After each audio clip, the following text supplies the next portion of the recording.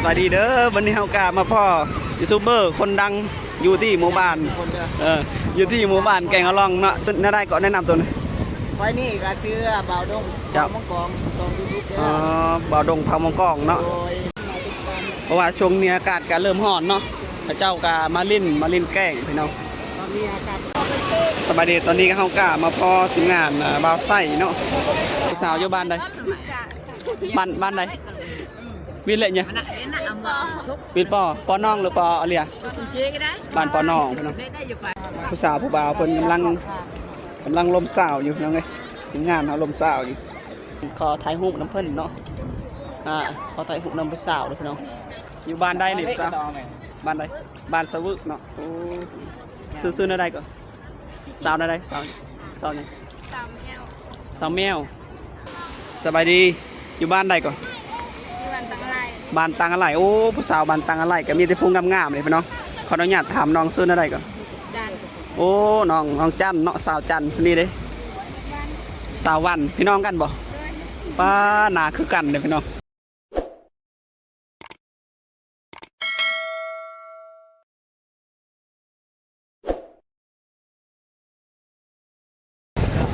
สบายดีสวัสดีพ่อแม่พี่น้องวันนี้ก็อยู่ที่แกงอะล่องเนาะมีเฮาก็มากับ2คนคือเก่า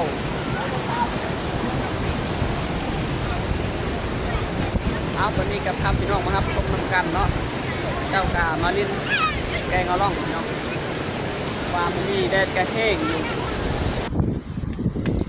สบายดีนี่ก็คือบรรยากาศอยู่ที่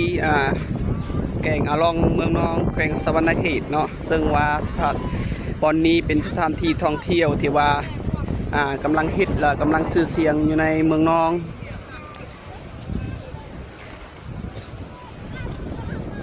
มื้อนี้คนก็หลายเลยพี่น้องเอ้ยเจ้ากามาเล่นเนาะ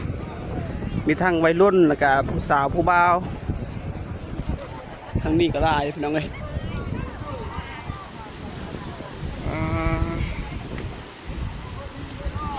อันนี้ก็คือน้ำทรายเซลนองเนาะทางนั้นเพิ่นกำลังสร้างครัว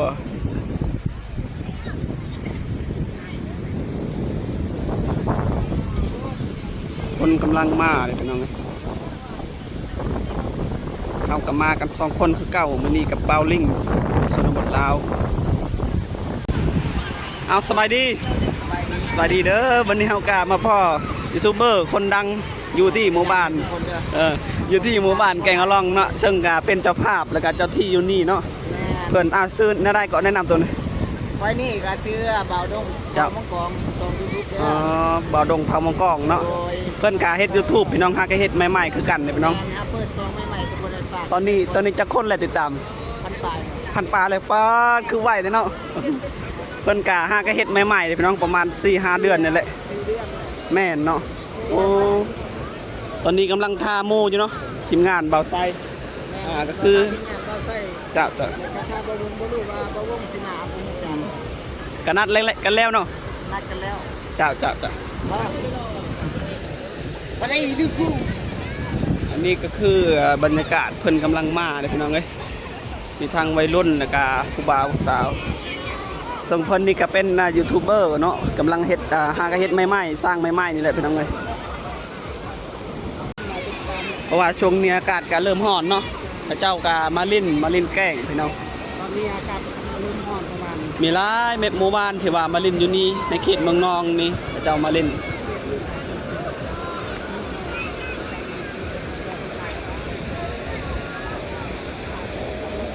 หลายหมู่บ้านเนี่ยพี่น้องมาลิ้นอยู่นี่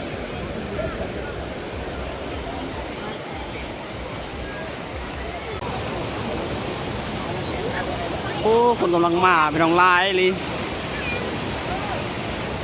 สาวผู้บ่าวคนมาลายเลยพี่น้องเอ้ย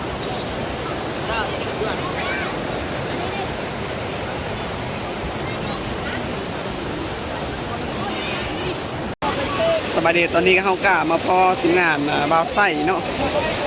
บ่าวไส้ที่เฮาไปถ่ายคลิปนำกันในเมื่อนั้นเนาะเมื่อวานเมื่อซื่นนี่เลยอันนี้เพิ่นกะพาผู้สาวมาถ่ายคลิปเนาะ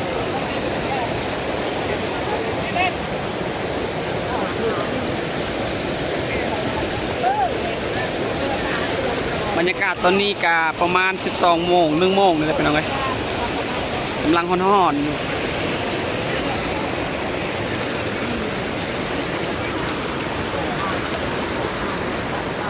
อันนี้ก็คือยูทูบเบอร์เนาะอันนี้ก็คือยูทูบเบอร์คือกัน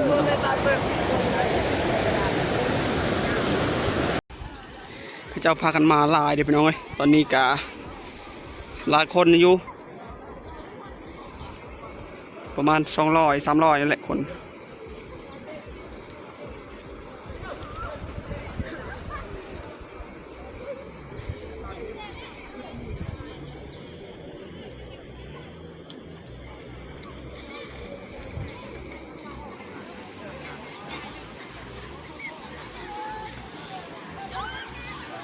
มื้อนี้ก็เป็นมื้อครั้งแรกเนาะมื้อทำอิฐที่คอยได้มาถ่ายคลิปอยู่นี่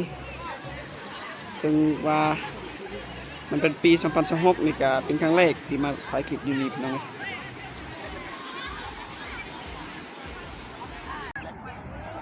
นี่ก็คืออีกมุมหนึ่งพี่น้องคนมาหลายเลยพี่น้องไปนี่ก็คือทีมงานเฮามาบ้านเดียวกันไปถ่ายผู้สาวกันบ่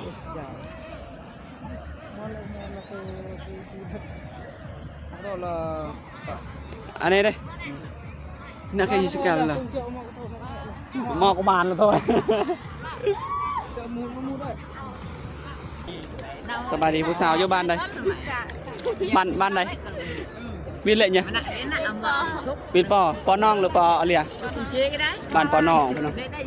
มีแต่ผู้งามๆเลยโหวตอ้อหมู่งามเจ้ากามาเล่นแกล้งกันเลยพี่น้องซื้อๆนั่นใดก่อนสาวยังสาวเวนว้างามเนาะสาวเวนบ้านปอน้องปอโคกโมเมนต์ปอโคกเลยปอน้องปอน้อง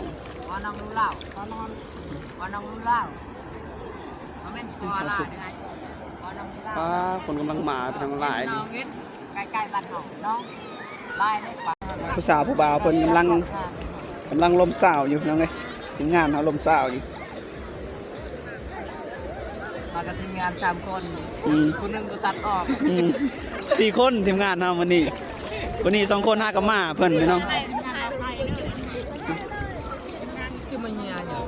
นี่น่าชาติใครเลยใครตะบอกทีมงานเฮา2 คน5กับมามื้อนี้เฮาเห็นผู้สาวเพิ่นนั่งอยู่คือสิบ่มีแฟนเฮาก็เลยมาถามเพิ่นเนาะว่าจะโสดอยู่พี่น้องเอ้ย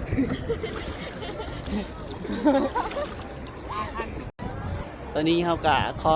ขอถ่ายรูปน้ำเพิ่นเนาะขอถ่ายรูปน้ำผู้สาวเด้อพี่น้องน่าถ่าย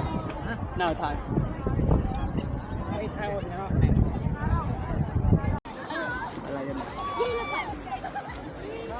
สาวพากันมาเล่นน้ำอีกเอาไปทองไปช่วยลูกทองไปไหนจุ๊บมันตกเลยเสียงอะไรวะเสียงยังคือว่าแปลกๆเนาะใช่อยากเสียงปืนพิกัน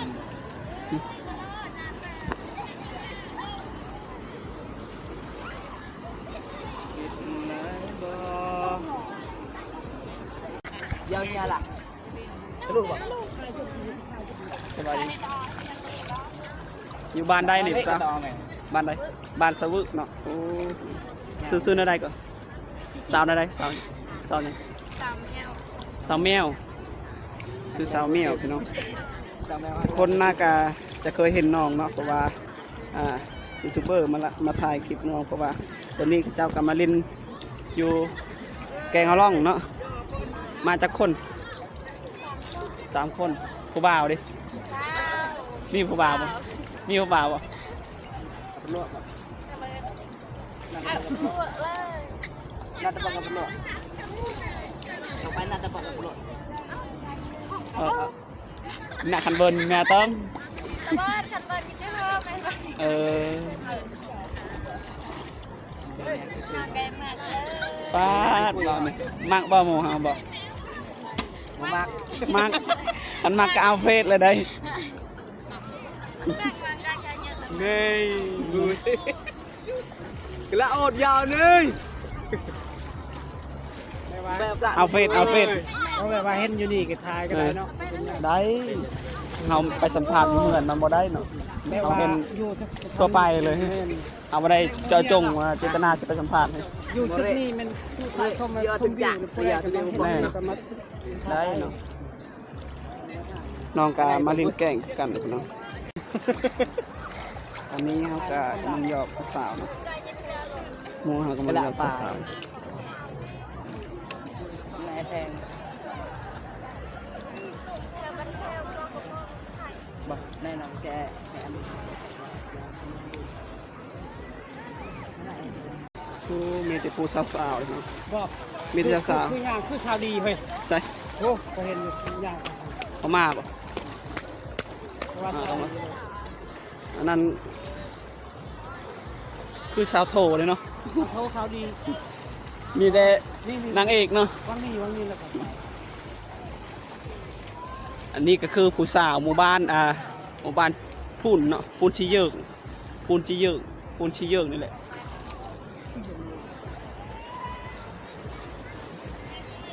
โอ้คนมาหลายพี่น้องเอ้ย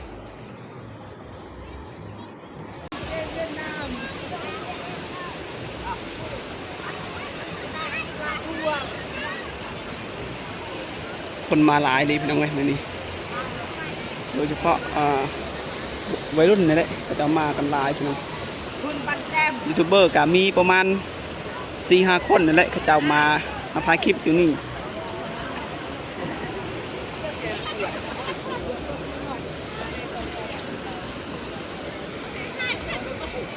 ก็คนหลายเลยเด้อพี่น้องเอ้ย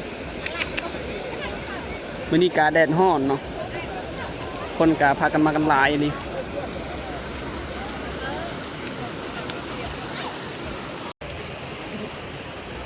พากันถ่ายรูปอยู่นี่คือทีมงานเขาแหละคนหมู่บ้านเดียวกันกับเขา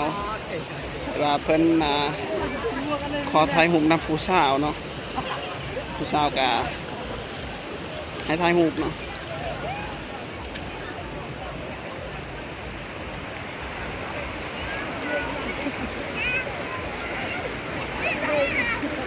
คนมาโคตรหลายรีบนะเว้ยมื้อนี้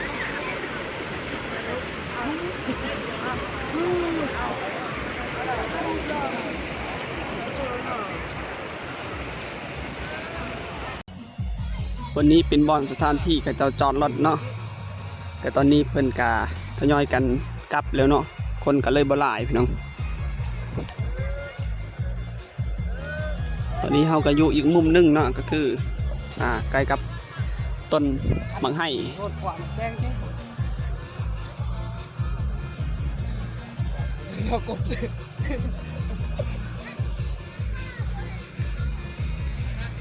ตอนนี้คนก็ทยอยกันกลับแล้วเนาะกาสิเรือน้อยๆพี่น้องเพราะว่าเมื่อกี้นี้คนก็หลายเลยตอนนี้เขากะพากันกลับเมื่อเฮือนเลยเนาะตอนนี้คนก็ยังบ่หลายเพราะว่าคนเขากลับแล้วเนาะ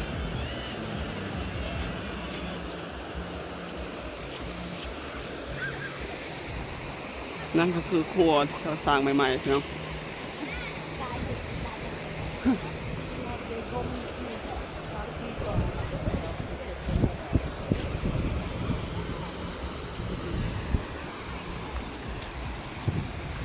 อยู่ดอสบายดียูทูบเบอร์สบายดีอยู่บ้านใดก่อน ชื่อวันตังไร บ้านตังอะไรโอ้ผู้สาวบ้านตังอะไรก็มีแต่พุงงามๆเลยพี่น้องขออนุญาตถามน้องซื้ออะไรก่อน ดัน โอ้น้องจันเนาะสาวจันคนนี้เด้สาววันพี่น้องกันบ่ป้าหนาคือกันเลยพี่น้องมีแต่พุงงามๆเลยน้องก็เฮ็ด YouTube คือกันบ่คือว่าไว้เห็นลงคลิปเดี๋ยวนี้เนาะ ถ้าก็ลงคลิป2-3 คลิปในราย อ๋ กา อ รได้ลงเลยเพราะว่ามีเวลาแน่แล้วก็ตอนฝากอันซองเลยเด้อซองน้ำจัน ซื้อได้ก็ จันสาวลาว โอ้จันทร์สาวลาวดิพี่น้องเป็นภาษาไทยหรือภาษาลาวนะ ภาษาไทย โอ้ภาษาไทยพี่น้องซองของเพิ่นกะหากะเฮ็ดใหม่ๆประมาณเดือนป่ายเนาะเฮากะเฮ็ดใหม่ๆคือกันเด้ตอนนี้ก็ แต่ว่าเฮานะไม่ได้ลงคลิปมันก็เลยแบบบ่มีคนติดตาม เออ บ่มีการเคลื่อนไหวอย่างเลย ไล่สดเอาก็ได้นะ ฮะ ไล่สดเอาก็ได้ บ่ได้เพราะ โอ้ ว่า สองยำเหาะ50เนาะบ่ได้ซ้ำ คนติดตามยังบ่หลาย โอ้น้องจันทร์สาวลาวพี่น้อง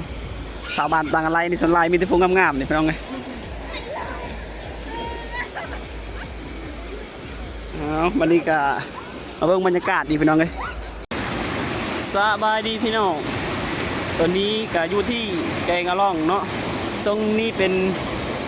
แกงอะล่องเป็นเซลน้องนี่พี่น้องแกงอะล่องอยู่บ้านอะล่องนี่แหละเมืองน้องที่โซนที่น้ำกระไซดิพี่น้องเลยบรรยากาศน้ำตอนนี้ก็คือ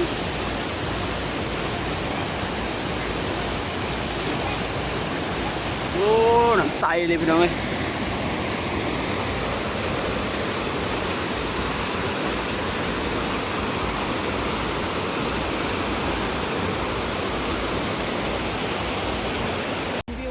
สำหรับคลิปนี้ก็บ่มีอย่างไรเนาะก็ขอจบลงที่เท่านี้เนาะเจอกันในคลิปหน้าอีกว่าตอนนี้เราก็จะเดินทางกลับบ้านกันกับทีมงานเราโอ้แดดแต่ฮ้อนพี่น้องเอาฝากติดตามเด้อพี่น้องเจอกันคลิปหน้าอีก